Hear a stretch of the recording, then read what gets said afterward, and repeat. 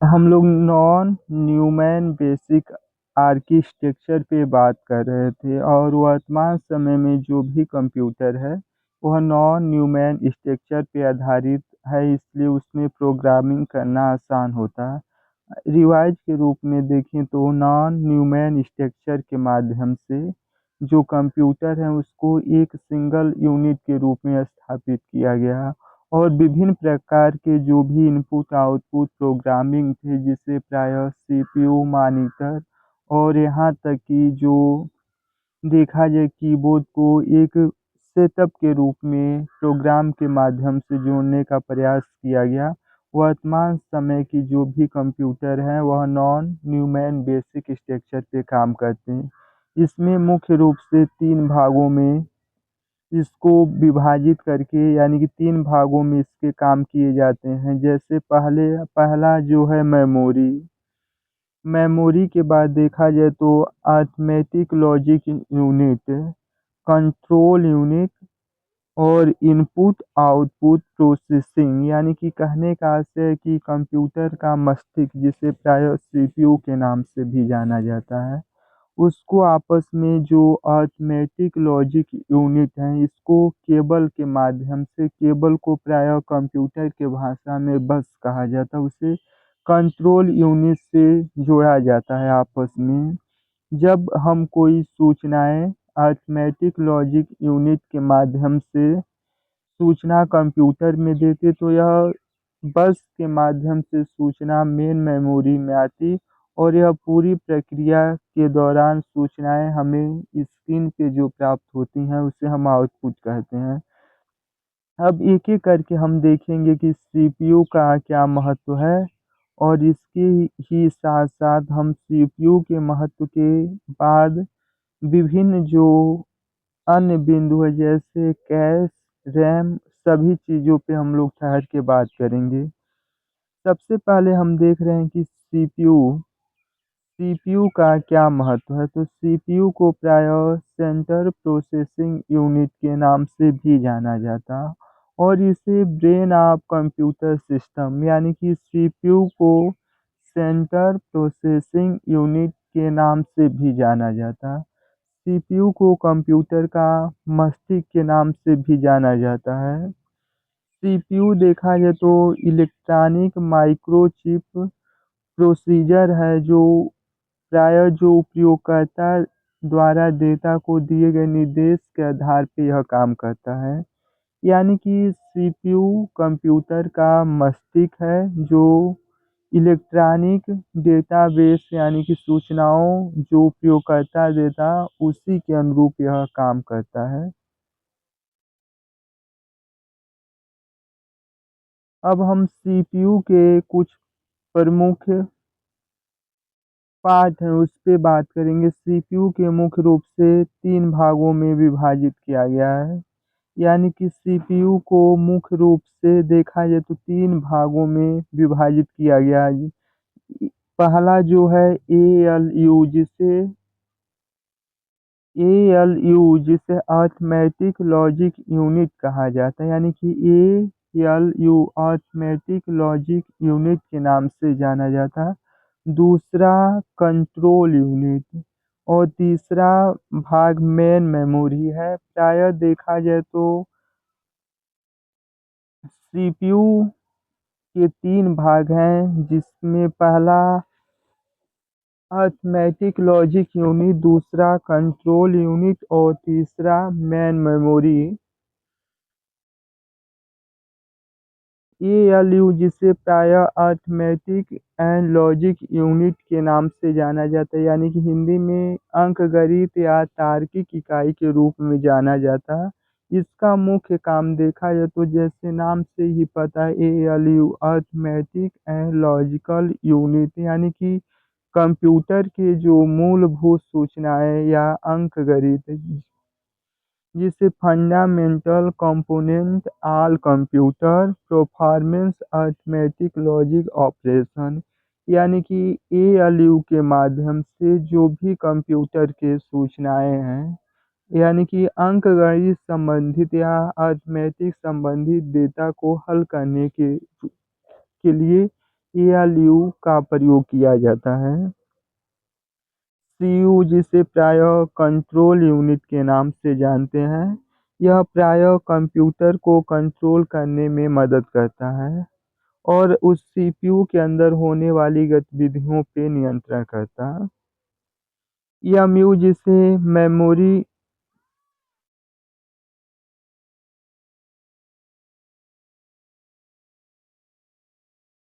AMU जिसे memory कहा जा रहा है, यानी कि एमयू को मेमोरी यूनिट के नाम से जानते हैं और यह computer is electronics drive storage data programme and author information. यानी कि कहने का आशय ये है कि कंप्यूटर मेमोरी जो भी है वह इलेक्ट्रॉनिक उपकरण है। इसमें मुख्य रूप से जो भी डाटा या डाटा संग्रह है या जानकारियां हैं वह सुरक्षित रखने में मेमोरी का प्रयोग किया जाता है।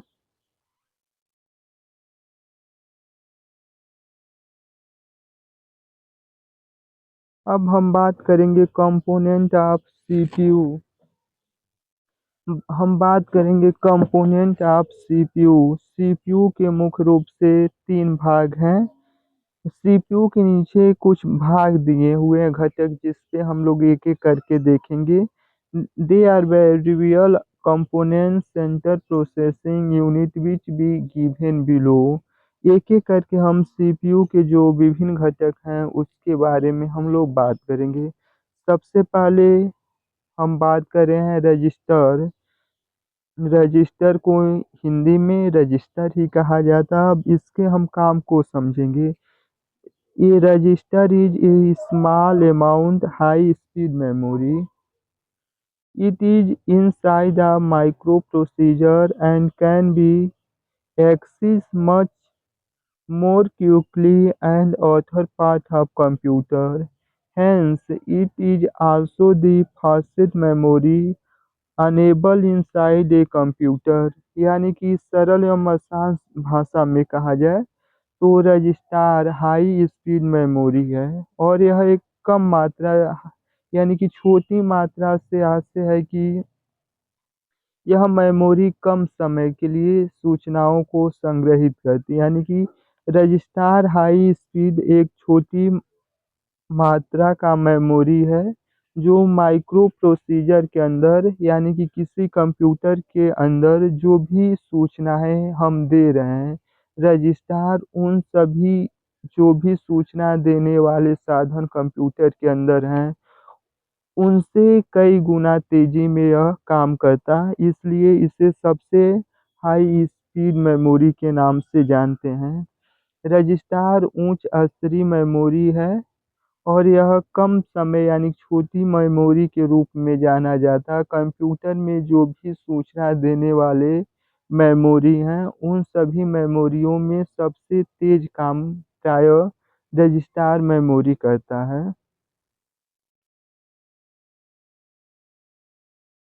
अब दूसरा सीपीयू के जो भाग हैं कैश, जिसे हम प्रायः कैश को हिंदी में कैश के ही नाम से भी जानते हैं।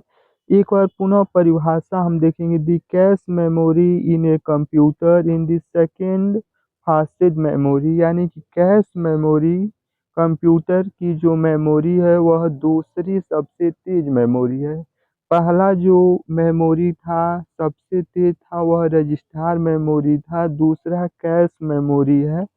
The CPU can access so CPU ask some data the cache crack if he side some time. यानी कि कैश मेमोरी कंप्यूटर में जो भी सूचना दे रहे हैं वह दूसरी सबसे तेज मेमोरी है और सीपीयू के माध्यम से या कैश के माध्यम से प्रायः सूचनाओं को जांच करने के लिए और सूचनाओं को सीपीयू को एक स्थान से दूसरे स्थान सूचनाओं का त्वरित स्थानांतरण करने के लिए कैश मेमोरी का प्रयोग होता है।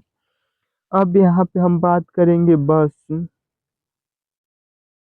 बस से आशय है कि जो कंप्यूटर के विभिन्न फंक्शन हैं जिसमें सीपीयू, रजिस्टर, कैश मेमोरी विभिन्न फंक्शनों को आपस में जोड़ने के लिए जिस यंत्र का प्रयोग किया जाता है, या जो भी अलग-अलग कंप्यूटर के घटक या इकाई हैं, जिन्हें आपस में जोड़ने के लिए जिस यंत्र का प्रयोग किया जाता है, उसे हम बस कहते हैं। सीपीयू में भी 3 प्रकार के बसों का प्रयोग किया जाता है।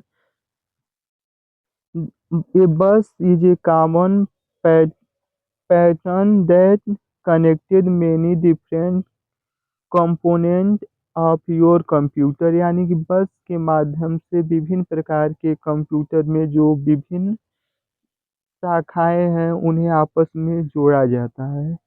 दे आर 3 टाइप ऑफ बस यूज इन सीपीयू, यानी कि सीपीयू में 3 प्रकार के बसों का उपयोग किया जाता है।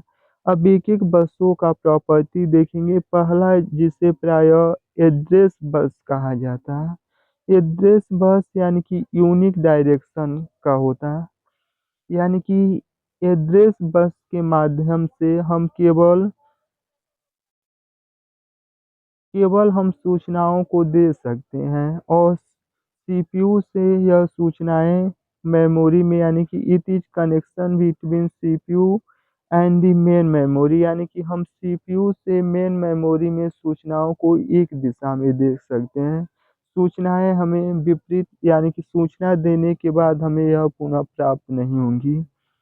दूसरा है डेटा बस, जिसे बाई डायरेक्शन कहा जाता है। इसके माध्यम से it is communication route through which the data can be travel between computer, CPU, memory, यानी कि डेटा बस के माध्यम से सूचनाएं दोनों तरफा होती, जिसमें कंप्यूटर के साथ मेमोरी और मेमोरी के साथ जो भी सूचनाओं के साधन लगे हुए हैं, उसमें सूचनाओं का दोनों तरफ से आ जा सकता है।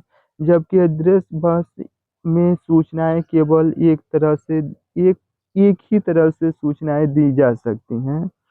कंट्रोल बस भी बाई डायरेक्शन है। इसमें physical connection between CPU and author drive in the computer, यानी कि कंट्रोल बस भी दोनों तरफ से सूचनाओं को दिया जा सकता है। इसमें प्रायः दूसरे, यानी कि सीपीयू के माध्यम से अन्य डिवाइस को आपस में जोड़ा भी जा सकता है। मुख्य रूप से हमने 3 बस का बात की है। एड्रेस बस में केवल सूचनाओं को हम देंगे। डेटाबेस में सूचनाएं दोनों तरफ से होंगी, और दोनों तरफ से जब सूचनाएं होंगी तो कंप्यूटर और सीपीयू में सूचनाएं टेबल के रूप में काम करेंगी। जबकि कंट्रोल बस में सूचनाएं भी दोनों तरफ से होंगी, और एक सीपीयू से अन्य कंप्यूटर जोड़ा जा सकता है। आज की कक्षाओं के लिए इतना ही। धन्यवाद।